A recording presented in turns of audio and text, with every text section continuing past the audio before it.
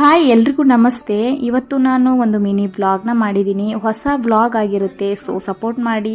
ನನ್ನ ವಿಡಿಯೋ ಇಷ್ಟ ಆಗಿದ್ರೆ ಪ್ಲೀಸ್ ಒಂದು ಲೈಕ್ ಮಾಡಿ, ಹಾಗೆ ಫಾಲೋ ಮಾಡೋದನ್ನು ಮರಿಬೇಡಿ. ಸೊ ನೋಡ್ತಾ ಇರ್ಬೋದು, ನಾನು ನನ್ನ ಡ್ರೆಸ್ಸಿಂಗ್ ಟೇಬಲ್ನ ಆರ್ಗನೈಸ್ ಮಾಡ್ತಾ ಇದ್ದೀನಿ. ನೋಡ್ತಾ ಇರ್ಬೋದು, ಮೆಸ್ಸಿಯಾಗಿ ಇಟ್ಕೊಂಡಿದ್ದೀನಿ. ಸೊ ಇವತ್ತು ನಾನು ಕ್ಲೀನಾಗಿ ವಾಶ್ ಮಾಡ್ಕೊಂಡ್ಬಿಟ್ಟು ಆರ್ಗನೈಸ್ ಮಾಡೋಣ ಅಂತ ಅಂದ್ಕೊಂಡಿದ್ದೀನಿ. ಕೆಳಗಡೆ ನಾನು ಸ್ಲಿಪ್ಪರ್ ಇಟ್ಕೊತಾ ಇದ್ದೀನಿ. ಇದು ಕೆಳಗಡೆ ಸ್ಲಿಪ್ಪರ್ ಇಡೋದಕ್ಕೆ ಅಂತಲೇ ಮಾಡಿಸಿರೋದು.